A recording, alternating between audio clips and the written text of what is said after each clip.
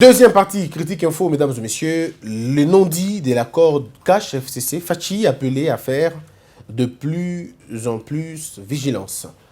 Mesdames et messieurs, il est vrai, il faudrait qu'on le dise. Le peuple congolais a un petit souci, et sinon un grand souci. C'est la lecture des événements. C'est arriver au point de se dépasser un peu de ce que nous ressentons comme sentiment ou émotion. La frustration, la joie, nous devons nous départir. C'est un exercice difficile, je suis convaincu. C'est un exercice difficile. Le fait de se départir et réfléchir honnêtement. On a tous entendu hier les informations. On a tous suivi hier les infos. Oh, qu'est-ce qu'on a dit? Kabila, Félix Atekimboka, Assali Boye, tout ça. On a tous entendu cela. Nous avons tous été attristés. Moi, j'étais attristé aussi. J'étais moi également touché. J'ai donné mon point de vue aussi sur la question. Je dis ici que voilà comment ça se passe. Nous sommes en train de... On a été dérangé. Le nombre de ministres et tout est beaucoup plus important. On a dit les noms, tout ça. On a expliqué tout ce qu'il fallait expliquer. Mais maintenant, il y a des choses qu'il faut faire comprendre aux Congolais. C'est vrai, 18 ans de règne. D'abord, il faut qu'on fasse comprendre une chose. Vous savez, pardon, lorsque Mobutu prend le pouvoir en 1965, ce coup d'État réussi, Mobutu continue à diriger le pays. Il commence à diriger le pays. Il continue à diriger le pays. Mobutu s'est arrêté. La carrière, disons la politique de Mobutu s'est arrêtée au moins en 88 pour certains analystes. Il y en a d'autres qui vont jusqu'à donner à 90. Le jour où Mobutu a dit que comprenez mon émotion, c'était en réalité la fin. Mais ce n'était pas encore la cessation. C'était une fin. Le fin des règnes, c'était là. Mais il y avait encore une transition qui a continué. Cette transition nous a pris 7 ans. Souvenez-vous, 7 ans. Mobutu était totalement affaibli. Totalement affaibli. Même ceux qui ne pouvaient pas dire non à Mobutu ont commencé à dire non à Mobutu. Le plus fidèle de Mobutu ont commencé à lui dire non. Ses amis se sont retournés contre lui. Et des gens lui ont dit, monsieur, tu n'es plus rien. Il y a eu des marches, il y a eu des soulèvements, des mouvements, il y a eu la pénétration de cette sorte de démocratie. Bref, vous avez tout eu en ce moment-là. Mais dans la tête des Congolais, des Zaïrois à l'époque, Mobutu était toujours fort. Dans la tête des Zaïrois à l'époque, Mobutu était toujours fort. Et même alors, quand Mobutu est décédé, il y a des gens qu'il fallait attendre 2 ou 3 ans pour qu'ils intègrent dans leur tête que Mobutu est finalement parti. Parce que tellement que Mobutu avait pris 32 ans, vous savez, 32 ans dans la tête des gens, c'est beaucoup, hein. 32 ans, c'est une génération, c'est beaucoup de générations, je veux dire. 32 ans, c'est qu'on a fini les études, on a eu des enfants. 32 ans, c'est qu'on est marié, on a des enfants, on est en train d'élever les enfants. 32 ans, ça veut dire plus de 6 présidents américains passés. Ça veut dire beaucoup en même temps. Et donc, les gens dans leur tête, c'était encore Mobutu, Mobutu, Mobutu, Mobutu. Même lorsque Kabila le père est entré, Mobutu était toujours là. C'est Mobutu qui a fait ceci, c'est Mobutu qui a fait cela, et ainsi de suite. Mais là, ici, la différence avec Kabila le père, c'est qu'il y avait une cassure, en fait. Il y avait une cassure de fait. Mais idéologiquement, c'était le même système qui continuait. En fait, la prédation, la brutalité, la dictature, c'était la même chose. Hein? Disons, le même système qui continuait. Mais au moins, il y avait une fissure, une cassure de fait. Mais les gens ont attendu voir ça, en fait. Les gens ont attendu que l'alternance que le Congo avait besoin, il fallait que ça vienne de cette façon-là. Il fallait qu'il y ait des coups, il fallait qu'il y ait des chasses à l'homme, le sang, et tout le monde, on s'attendait à cela. Mais le problème, il faut dire aux Congolais la vérité et le regarder dans les yeux. Félix Tshisekedi avait quelle armée pour battre Kabila? Quelle armée il avait? Et j'entends les gens dire le peuple, quel peuple? Quel peuple? Ce peuple qui fouille quand il y a un coup de balle? Quel peuple vous voulez parler? Il ne faudrait pas qu'on flatte le peuple en disant que le peuple est fort. Non, on sait tous que le peuple n'est pas fort. On sait tous que le peuple congolais n'est pas fort. Le peuple qui est fort, c'est le peuple qui est instruit. Le peuple instruit, un peuple éduqué, oui, c'est un peuple fort. Mais pas un peuple non instruit et mal éduqué. Ce peuple ne peut pas être fort. Ce peuple, il est dans le divertissement, il est dans la jouissance, il n'est jamais dans la concentration. Il faudrait qu'on arrive à se dire la vérité. Rossi Tshimanga est abattu en plein jour. Rossi Tshimanga abattu comme un chien en plein jour. Qu'est-ce que le peuple avait fait en ce moment-là? Rien du tout. Et quand on le dit, on dit non, mais qu'est-ce que le peuple allait faire? Il y avait les armes à côté. Mais alors, quand un peuple n'a pas encore défini sa mort, quand un peuple n'a pas la définition de la mort, ce peuple-là ne revendiquera jamais. Un peuple qui revendique, c'est un peuple qui comprend c'est quoi la mort. Un peuple qui revendique, c'est un peuple qui choisit sa belle mort. Mais nous n'avons pas encore atteint ces niveaux-là. Nous, on n'a pas encore atteint, nous sommes encore au niveau des déclarations. On n'a même pas encore mûri dans la revendication. On n'est même pas mûr, on n'est même pas encore mûr dans la revendication. Regardez quand est-ce que les Congolais revendiquent leurs droits. Les Congolais sont encore dans les revendications politiques. Ils ne sont pas encore dans les revendications sociétales ou dans les revendications de société, dans les revendications portant sur leur existence. Non, on n'en parle pas. On n'en parle pas. Est-ce que vous avez déjà vu le Congolais revendiquer l'eau et l'électricité alors qu'ils n'ont pas? Vous avez Inga, 3 Inga, capables de nourrir, pardon, de produire l'électricité qui pourra satisfaire toute l'Afrique. Mais vous n'avez pas d'eau, pardon, vous n'avez pas de courant chez vous. Est-ce que vous avez déjà revendiqué cela? Quand mon ami Israël Moutombo parle de la marche contre cette histoire de la Mouka, donc c'est les factures. Mais qui l'a suivi? Qui l'a suivi? Qui l'a suivi dans cette marche? Pourtant, nous tous ici, nous sommes victimes de l'électricité. On est victimes de l'électricité. Est-ce que vous avez vu le peuple descendre dans la rue pour en parler? Non. Mais ce peuple est prêt pour aller accueillir M. Fayoulou. Ce peuple est prêt à aller accueillir M. Katumbi. Ce peuple est prêt à aller accueillir maman Thérèse, maman Marthe, pardon, na Sainte-Thérèse, aller accueillir M. Félix Tshisekedi dans l'aéroport, Étienne Tshisekedi dans l'aéroport. Ce peuple-là est un peuple d'accueil. C'est un peuple d'accueil, un peuple de divertissement. Ça n'a rien à voir avec un peuple de concentration. Nous n'avons pas le même niveau du peuple que celui de l'Égypte, ou peut-être celui de la Côte d'Ivoire, disons, celui du Burkina Faso. On n'a pas encore atteint ces niveaux-là, il ne faut pas qu'on se le cache. On n'a pas encore atteint. Vous avez attendu 32 ans, est-ce que vous avez chassé Mobutu? Ce n'est pas le peuple qui a chassé Mobutu, c'est un rebelle qui l'a chassé. Vous avez attendu longtemps Kabila le père, Kabila Joseph. S'il n'y avait pas ces élections trucidaires, suicidaires, et même, je vais dire, scandaleuses, il ne serait pas parti. Le peuple ne l'a pas chassé. Disons-nous la vérité dans les yeux, ce peuple est faible. Et ce peuple a entretenu sa faiblesse. Il faut le dire. Il a entretenu sa faiblesse. Et dire aujourd'hui que le peuple est fort, il fallait que Félix Tshisekedi dise, Aya, acha peuple Nassima. Le peuple allait faire quoi? C'est quoi ce que ce peuple allait faire? Déjà que ce peuple a peur. Vous ne pouvez pas développer un pays dans la peur. Ce peuple a peur. Le peuple congolais a peur. Vous n'avez aucune idée. Il a peur de tout. Il a peur de tout, même des mouches. Il a peur de tout, même de son propre ombre. Toujours qu'il ne soit pas marche, petit pétard, ouais, pétard. 2 fois, c'est quoi ce peuple? Est-ce que vous dites que ce peuple-là est prêt à changer? Non, non. Nous avons un problème dans notre manière de vivre, dans notre manière profonde de réfléchir. Et ça, tant qu'on n'aura pas compris ça, ça ne marchera jamais.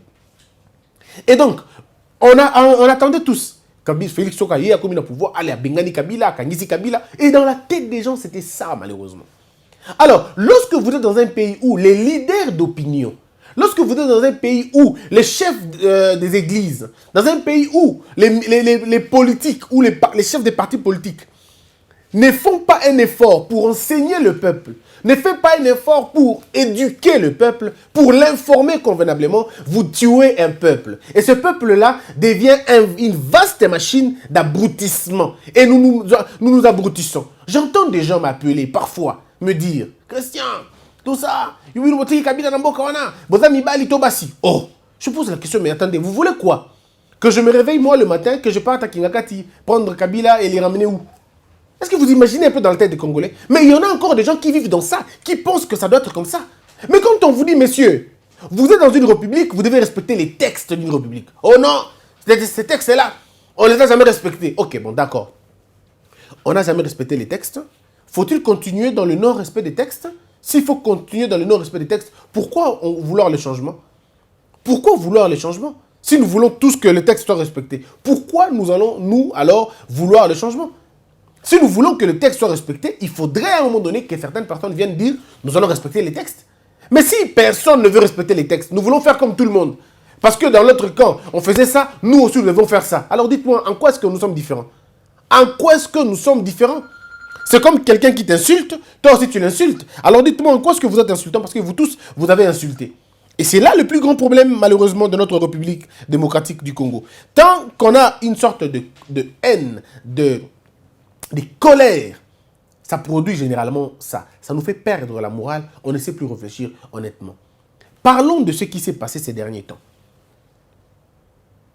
Vous avez vu le gouvernement, les discussions autour du gouvernement, 68, tout ça, 65, pardon, on en parle. Et tout le monde en parle. Tout le monde en parle. Mais vous avez d'autres personnes qui inoculent un venin de haine et de fausses informations.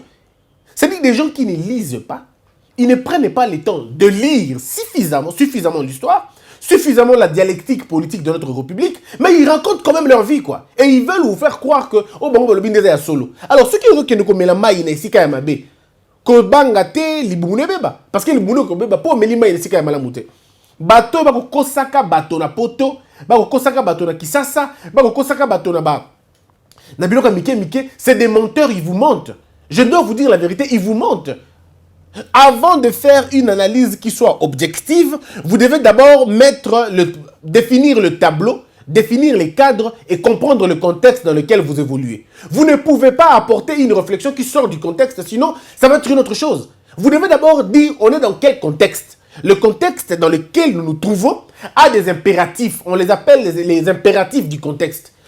Chaque contexte a ses impératifs. Et nous sommes dans un contexte où, d'un côté, vous avez la loi, d'un autre côté, vous avez les pressions politiques. Prenons la loi. La loi veut que la majorité parlementaire gouverne. Nous sommes dans un régime parlementaire, on ne peut pas s'attendre à mieux. On est dans un régime parlementaire. La majorité au pouvoir doit contrôler le gouvernement. C'est ça, au fait. La majorité parlementaire doit produire beaucoup de dirigeants, de ministres ou de portefeuilles au sein d'un gouvernement. Ça, n'est pas discutable, c'est une évidence constitutionnelle, on ne discute pas là-dessus. C'est un contexte juridique yangoana. Mais quand on en parle, quelqu'un dit non, mais Christian, qu'est-ce que c'est le contexte juridique? Est-ce que Kabila avait respecté la Constitution? Mais alors, moi, quand vous me dites ça, vous me dépouillez. Alors, il faudrait qu'on définisse la discussion. On discute politiquement ou on veut discuter scientifiquement? Si nous voulons discuter scientifiquement, nous devons prendre en considération cet aspect des choses. Vous avez une majorité de plus de 300 députés appartenant au FCC. Alors, comment voulez-vous que dans la répartition du pouvoir, qu'eux ne se retrouvent pas? Comment vous imaginez cela un seul instant? Et dans le cas, la boyokani na bato. Na kat nenge toyokani to sala entreprise. Na entreprise toyokani to sala. Et dans liboé. Yo ko sala mokonzi entreprise. Mais ba part to kokabola na ba part, hein. Biso to che 80% ya part. Bino bo che 20% ya part. Bon siko boteki biloko. Boteki biloko, mbongo yebi mbongo esko ebimi. Bon siko ndenge ni olingi bokabola mbongo na juste. Ata bino moko réfléchissons un peu. Bokabola mbongo na juste te. Bokabolango sur base ya lichiaki. Nanya tiaki ebele, nanya tiaki mouké. O tiaki bato ebele a kozo ebele. O tiaki mouké a kozo mouké. Est-ce que pour ça vraiment, il faut donc une université kotanga yango? N'est-ce pas que c'est simple la question Anna? Mais maintenant, il y a encore un autre élément important. Et c'est que quand les journalistes congolais, les analystes congolais et ceux-là qui sont, disons, qui se prêtent aux analyses, commencent à confondre même les élémentaires, hein, ça compliqué. Quand on commence maintenant à confondre certains fonctionnements, il y a un ministère, et comme ça, là, va tout compliqué, et les gens commencent à raconter ce qu'ils veulent raconter. Regardez.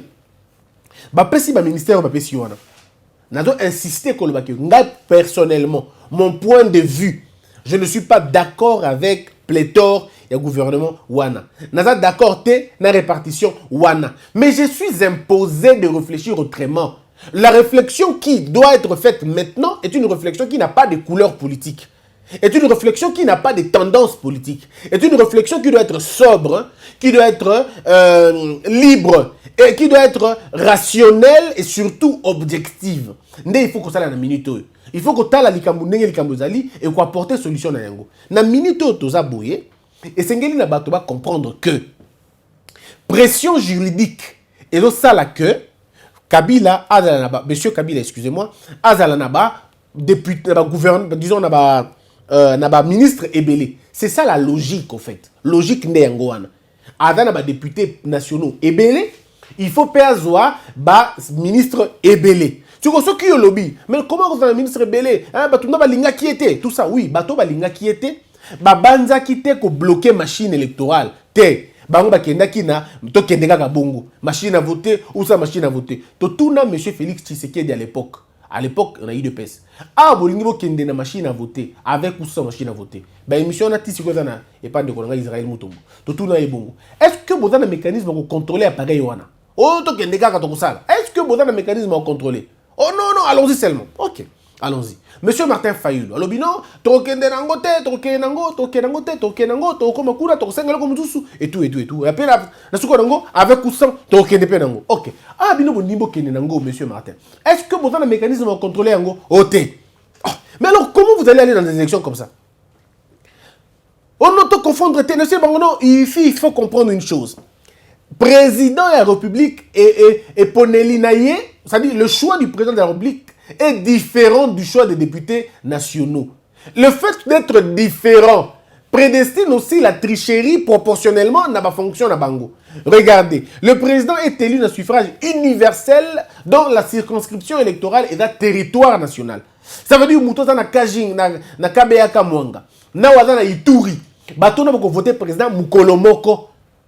Mais Mukolomoko et puis Nzela Moko. Mais bato yo bado ko voter ba députés nationaux, bako voter Mukolomoko te, bako voter na pardon, bako voter Mukolomoko oui, mais bako voter na circonscription mon côté. Ça veut dire quoi? Ça veut dire quand je vais tricher, ou si je veux vraiment tricher, je vais tricher dans la législative, hein, na ko tricher pe na national. Na ko kapena ko tricher mingi na présidence parce que kuna est comme difficile à tricher. Et on a vu, tout le monde a vu véritablement que à la fin de compte, Félix Tshisekedi avait remporté ces élections. Et quand il remporte les élections, ça crée un sérieux problème. Le problème est à quel niveau? Le problème, c'est que quand il gagne les élections, il se retrouve qu'il n'a pas de majorité parlementaire. Et il ne contrôle pas la fluidité, la tricherie, pardon, fluide, au niveau provincial, national. Les députés qui seraient en principe élus, remplacé dans et puis une bonne partie de la population a aussi élu FCC. Voici ce que les gens disent. Oh non mais Christian, le président comme il fallait la décision à Kata à suspendre l'élection, il y a président. Kata on a qui élu. Non mais quand le président est élu, il n'est pas encore en fonction. Quand il est élu, il ne peut pas prendre une mesure pareille. Il ne peut pas. Il ne peut pas prendre une mesure pareille. Ce sera nul, nul et de nul fait. Il ne peut pas. Et puis il va tomber dans ce qu'on appelle, on va appeler ça crime et lèse-majesté. Il ne peut pas le faire. Il n'a pas le droit de le faire. Donc, pendant cette période, il y a 30 décembre, Tina Moukolo, monsieur Félix Apotaki serment, il était un président entrant, pas un président en exercice. En ce moment-là, le président en exercice, c'était le président Kabila. Donc, il ne pouvait pas prendre des décisions de cette monture-là. Et maintenant, quand il devient président, ben, investir. Les gens disent non, il fallait avoir des décisions en ce moment-là. Non, il prend des décisions en qualité de qui et comment. Comment il fait? En qualité de président de la République, j'annule les élections législatives. C'est vrai, vous pensez vraiment? Les élections législatives sont liées à l'élection présidentielle. Vous ne pouvez pas annuler un seul scrutin alors qu'il y en avait eu 3 le même jour. Vous ne pouvez pas, sur base de quoi vous le dites? Ou sur base de quoi vous allez supprimer 2 scrutins et laisser un seul? Sur base de quoi? Donc, techniquement, vous vous rendez compte que M. Tshisekedi ne pouvait pas faire ça. Il ne pouvait pas annuler ces élections-là. Il ne pouvait pas. En ce moment-là, la fragilité était beaucoup plus palpante. Un général pouvait se réveiller un matin, Azu armé, Azu Congo, et comme parce que ça allait plonger le pays dans un chaos inestimable et incommensurable. Figurez-vous, Félix Tshisekedi a eu décision, alors tu as annulé l'élection présidentielle, tu as annulé l'élection, il y a des députés nationaux, tu as annulé l'élection des députés provinciaux. Mais le jour qui suit, un général se réveille, il fait un coup d'État. Un bon coup d'État. Et on prouve à suffisance que le président est incapable de conduire un pays. En ces moments-là, c'est très, très, très dangereux. Mais quand on fait réfléchir, oh, t'es Christian, il y a Fachi, tout ça, c'est bon. Ndeko. Je comprends que dans votre génération, peut-être vous n'avez pas trouvé des gens qui travaillent honnêtement, avec âme et conscience. Peut-être vous n'avez jamais trouvé des gens pareils. Mais si vous prenez mes vidéos, mes émissions, depuis 2011 jusqu'à aujourd'hui, je garde la même logique. Ni à gauche, ni à droite. Pendant que j'ai traversé les périodes les plus difficiles de ma vie, Je n'ai jamais penché vers la Kabylie ou trouver l'argent là-bas parce que l'argent était facile là-bas. Je n'ai jamais tenté Okende Kuna. Donc je ne commencerai pas la mendicité avec Félix Tshisekedi. Non, je ne commencerai pas la mendicité avec lui. Nous nous sommes battus pour cette alternance. Nous l'avons eu. Je me battrai jusqu'au bout pour cette alternance. Si je me rends compte, après une année, comme je l'avais dit, que le président Félix Tshisekedi ne prend pas toujours en considération nos conseils, en ces moments-là, je dirais, ok, peuple congolais, je prends mes distances avec ce régime. Mais aussi longtemps que jusque-là, les erreurs qui sont commises sont des erreurs mineures qui peuvent être changées, qui peuvent être corrigées au fil du temps, je ne vois pas pourquoi je vais désespérer. Et je ne vois pas pourquoi je me mettrai à attaquer Félix Tshisekedi. Je ne gagnerai pas. Ce n'est pas mon ennemi. Non, ce n'est pas mon ennemi. Et donc, tous ceux qui me disent, non, Christian Moni, yo, il faut... Non, je ne peux pas. Vous tombez, comme on dit, vous avez frappé bidé. Ça ne marchera jamais avec moi. Vous avez tapé bidé en tout cas. Ça ne marchera jamais. Le problème avec moi, c'est que il faut à un moment donné un sursaut patriotique. Il faudrait qu'on se réveille un peu, qu'on se dise, ce n'est pas la bonne direction dans laquelle nous allons. Ce n'est pas bien dans laquelle nous allons. Je parlais de la pression politique aussi. Il y a une pression politique. La pression politique, elle vient de la volonté des gens de changer les choses. On a tous besoin que ça change. On a tous besoin que on va être très méchant à l'égard de Félix Tshisekedi. Ceux qui, par exemple, mentionnent un ministre ou un portefeuille, à Zongi ministre. En ce moment-là, on dira, alors, président, là, vous avez commis la pire erreur.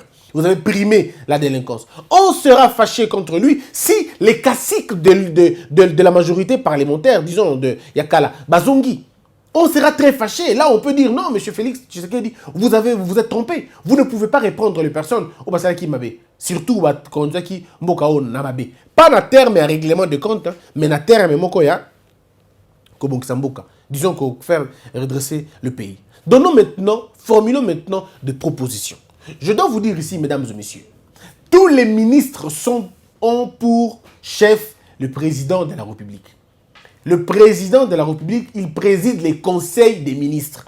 Il préside les conseils des ministres. Que vous soyez du PPRD, que vous soyez du FCC, que vous soyez je ne sais pas moi de quoi ou de qui, tant que vous êtes dans le gouvernement, vous dépendez totalement du président de la République avant de dépendre de vos partis politiques. Parce que si le président de la République décide de vous révoquer, vos partis politiques ne vous feront pas rentrer. Mais maintenant, il y a un problème. Dans la tête des Congolais, Kabila vit toujours. Monsieur Kabila, pardon. Dans la tête des Congolais, le sénateur Kabila vit toujours. Et donc, on lui prête toutes les forces du monde. Oh, Bocha va échouer. Oh, c'est une stratégie de la Kabylie. Oh, Nani Bahati Lukwebo a gagné plus de 30. Oh non, la stratégie Nabango. Mais finalement, mes frères, à partir de quand vous comprendrez que le roi Kabila est en train de s'effondrer un peu? Est-ce que vous allez à un moment donné comprendre que M. Kabila n'est plus ce qu'il était avant? Faut-il qu'on vous fasse vraiment des dessins pour comprendre que M. Kabila n'est plus ce qu'il était avant? M. Kabila, sa plus grande force reste dans la tête des gens. Vous lui donnez beaucoup plus de force, vous le déifiez parce que vous pensez qu'il est très fort comme avant. Ce n'est plus le cas, ça sera la première fois que la police échappe à M. Kabila depuis 18 ans. Ça sera la première fois que la sécurité nationale échappe à M. Kabila. Ça sera la première fois que l'économie échappe à M. Kabila. Ça lui a échappé à l'époque de Bemba et Kofine. Aujourd'hui encore, ça l'échappe. Ça lui échappe encore. Ça échappe encore à M. Kabila. Ce sera la première fois que les affaires étrangères échappent à M. Kabila. Bon, entre nous soit dit, le budget est été. Mais pourquoi les gens ne regardent que au FCC Azui? Mais pourquoi les gens ne regardent pas au Fachi Azui? Soyons aussi honnêtes, non? Je vous ai parlé de la défense. J'ai expliqué bien déjà que défense est à bon côté. Je vous ai expliqué comment ça fonctionne. Je vous avais aussi expliqué comment le ministère de la Justice, ça fonctionne. Je vous ai expliqué comment le ministère des Finances, ça fonctionne. Je vous ai expliqué tous ces trois ministères que vous estimez être grands et doivent fonctionner. Mais on vous dit maintenant, sécurité, ANER, on vous dit ici que la police est sous un beau qu'on a été. Vous avez entendu les policiers commencer à crier. Vous avez entendu les généraux commencer à crier. Parce qu'en réalité, ils comprennent que oh, Ezoya est dans ma baie. Alors, mes frères, dites-moi, qu'est-ce qu'on veut de plus? Je pense que la répartition peut faire très mal. Si on avait des bons négociateurs, on aurait eu beaucoup de choses aussi. Mais malheureusement, ça n'a pas été le cas. Est-ce que je suis en train de dire que le gouvernement tel que donné est bien? Non. Je suis en train de dire que non. Mon point de vue est que le peuple congolais boycotte ce gouvernement-là. Mais puisqu'il faut réfléchir honnêtement, acceptons que M. Kabila est en train de perdre petit à petit. Et comme je l'ai toujours dit, je réitère ma promesse. La force de M. Kabila que vous voyez aujourd'hui, donnez-nous encore une année. Vous allez voir encore ça va au Kenesumuki. Dans le niveau à Parlement, je vous avais promis, non? Je vous avais promis que les 300 députés au Kitamakasi, M. Bahati Lukwebo a pris la décision de ne plus intégrer. Il est parti avec autant de ses députés. Et ça commence à aller petit à petit. 30 sénateurs sont contre M. Kabila. 30 sénateurs. Il en avait comme ça 108 dans l'ensemble. Plus lui-même, 109. Donc il est le sénateur de lui-même. 109. Et maintenant, si on enlève les 13 de M. Bahati Lukwebo, vous comptez ce que ça peut? Maintenant, vous enlevez encore 30. Ça veut dire que M. Kabila n'a plus le contrôle de plus de 43 députés. Pardon, 43 sénateurs. Ndekonangai. On a pété la stratégie. Je crois qu'à un moment donné, quand lui, il est dans Kingakati, il réfléchit, il dit, mais ouf, les Congolais me donnent beaucoup plus de force. En fait, on a donné à M. Kabila la force qu'on a donnée à Satan. Satan a partout dans le Congo, au niveau de délestage, au niveau de l'embouteillage, Satan a wana. Satan est dans les embouteillages, Satan est dans les mariages des gens, Satan est dans la courant. Donc, il est là. C'est la même chose aussi, on a donné à Kabila la force. On lui a donné toutes les présomptions du monde. Il est plus fort, il est le plus stratège, à l'équibango, il contrôle tout le monde et c'est ça. Or, ce qui fait parler plus, c'est Kanda, et je comprends Kanda wana. Quand on a été géré pendant 18 ans et qu'on n'a pas évolué, on n'a pas travaillé pour le compte du peuple, il est normal que les gens se fâchent. Mais s'il vous plaît, à côté de votre colère, ne perdez pas la lucidité, réfléchissons honnêtement et calmement. Qui n'est pas en train de voir que M. Kabila est en train de perdre petit à petit ses entités naïe Yamakasi? Retenez aujourd'hui, ce n'est pas une prophétie, je ne suis pas prophète, mais je vous dis, avant que cette année ne finisse, vous entendrez un très grand bruit, une discorde terrible au niveau de l'Assemblée nationale. Vous entendrez. Ce vent-là prendra plusieurs députés qui n'auront pas déposé. Ils ne vont pas directement aller dans le cash, non. Ils vont simplement se désolidariser du FCC. Et en ce moment-là, pensez à ce que je suis en train de vous dire. Il y a un travail qui se fait dans le sous-marin. Il faut continuer à le faire pour que ça marche. Tant que M. Kabila avait des gens autour de lui, autant M. Félix Tshisekedi aura aussi des gens autour de lui. C'est une question de compétences, une question d'idées, une question de stratégie. Dans cette bataille, ça va être ça. Ça sera une bataille où il n'y a pas d'armes, mais il y a quand même des morts politiques. Et c'est ce qu'il faut dire au peuple congolais pour faire comprendre à ces gens-là. Arrêtez d'avoir peur. N'ayez pas peur. M. Kabila a fait son temps, il est fini, il est en train de se reposer et de se reconstituer et de se réévaluer peut-être plus tard. Et il n'est pas à l'abri de choses. Qui ne vous dit pas que demain quelqu'un peut s'autoproclamer quelqu'un du FCC? Qui ne vous dit pas ça? Tout est envisageable, mes frères. Autant il peut nuire, on peut le nuire. Ne vous en faites pas. Quand je dis nuire, c'est politiquement, hein, je ne parle pas de physique. Autant il peut nuire politiquement, autant on peut le nuire politiquement. Pourquoi vous lui attribuez toutes les forces et lui, il est invincible? Non, lui, il est invincible et les autres sont vulnérables. Non. Non, je vous ai toujours dit, on n'engage pas un président de la République, mes frères. On ne nomme pas un président. On nomme un président, des erreurs graves. On ne nomme pas un président. On n'engage pas non plus un président. Quand on a engagé un président, c'est qu'on a engagé son ennemi. Ne vous en faites pas, les choses vont se passer. Ce qui s'est passé maintenant n'est pas forcément souhaitable. Ce n'est pas ce qu'on voulait. Non, ce n'est vraiment pas ce à quoi on s'attendait. Mais maintenant, nous devons réfléchir sur base de ce qu'il y a ici.